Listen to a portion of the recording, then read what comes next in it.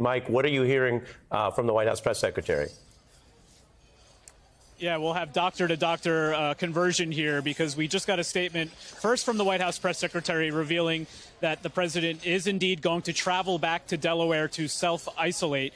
Of course, the president here in Nevada for the last 48 hours roughly, and the question would be, would he remain here in Las Vegas? No, according to the White House press secretary, he will travel to Delaware and self-isolate and continue to carry out all of his duties fully during that time. Now let me read a statement from Dr. Kevin O'Connor, who is the White House's physician, said that this afternoon President Biden presented upper respiratory symptoms to include a runny nose, a non-productive cough, and general malaise. He felt okay for his first event of the day, but given that he was not feeling better, point-of-care testing for COVID was conducted and the results were positive.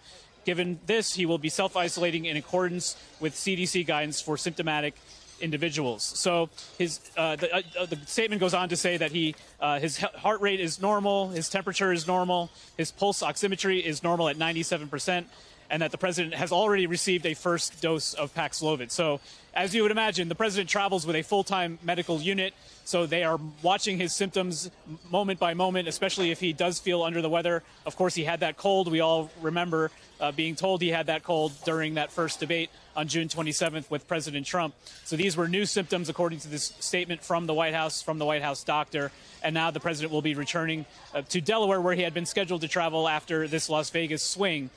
This is the second time the president has tested positive for COVID-19. The first time was in April of 2022.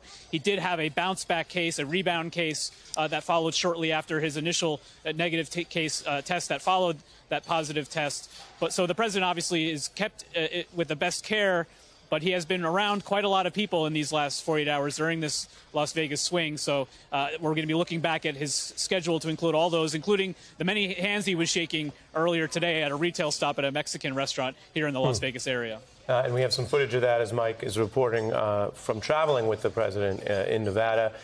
Dr. Gupta back with us. Please give us your understanding of basically the tail end of that statement from the president's doctor here. The breaking news here within the last 15 minutes or so, that President Biden has tested positive for COVID, returned to self-isolate. And I'll read that back to you. I know we just got this. It says the PCR confirmation test is pending. The president's doctor says the symptoms are, quote, mild, the respiratory rate normal at 16, the temperature normal at 97.8, the pulse normal at 97%, and noting the president has received his first dose of Paxlovid. Your response to that information?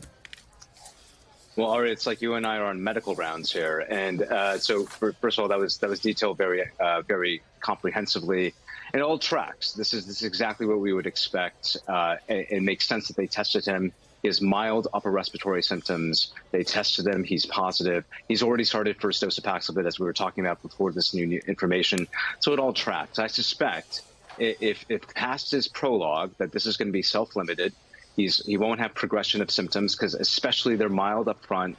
His vital signs are normal. He's early treatment, all good signs, and that hopefully in 5 days you'll test negative and be back on the campaign trail. That's the best case scenario. I have no reason not to think that that's where things are headed. But the fact that he has a normal physical exam right now, normal vital signs, all encouraging signs here. And hopefully within less than a week, he'll be back on his feet. And Doctor, I want to ask you another question. We're looking at live pictures here of President Biden at the Las Vegas airport. He is, of course, still surrounded by his security detail, but he is en route to self-isolate, according to a new statement from the president's doctor and White House Press Secretary Jean-Pierre. Go ahead. I couldn't hear that. Was that the doctor? No. So we're watching President Biden go up the steps here. He has just tested positive for COVID. He has canceled the event he was going to do. You can see, of course, him boarding Air Force One. Yep. Doctor, the information from the president's doctor is what you were just responding to. At this very early stage, is that about the normal course of information that you would want, or is there anything else you think that would be helpful to know? You know, Ari, at this point, he's traveling. He's getting evaluated, presumably with minimal resources. they're doing a full physical exam and they have a full set of vitals. That's generally speaking what I would want to understand where are we headed. So I think this is an initial set of data points, and it's pretty comprehensive. No need for advanced diagnostics, like say a chest X-ray, because it looks like he's actually ambulating and walking up this set of stairs and doing okay, not having trouble breathing. So if there is no signs or symptoms suggesting that he's having difficulty breathing, that he's having anything above just a sort of mild upper respiratory symptoms, I don't think that there's a need for advanced diagnostics to say, well, gosh, does he have a pneumonia? Because it doesn't look like he has a pneumonia. He has self-limited upper respiratory symptoms. Let's hope it stays that way. I do hope that the president, as he's on board at 30,000 feet, is wearing a mask, is doing everything he can to protect himself and others, which I'm sure is going to be the case. But again, I think this is going to be self-limited based on his initial presentation, and also the fact that he's been vaccinated and has been up to date on his vaccines. That's going to also help mitigate any risk of severity. Hey there, MSNBC fans. I'm Luke Russert, and be sure to join me, Rachel Maddow, Jen Psaki, Lawrence O'Donnell, Steve Kornacki, Joy Reid, and many more September 7th in Brooklyn, MSNBC Live Democracy 2024. Click on the link for ticket information. We will see you there.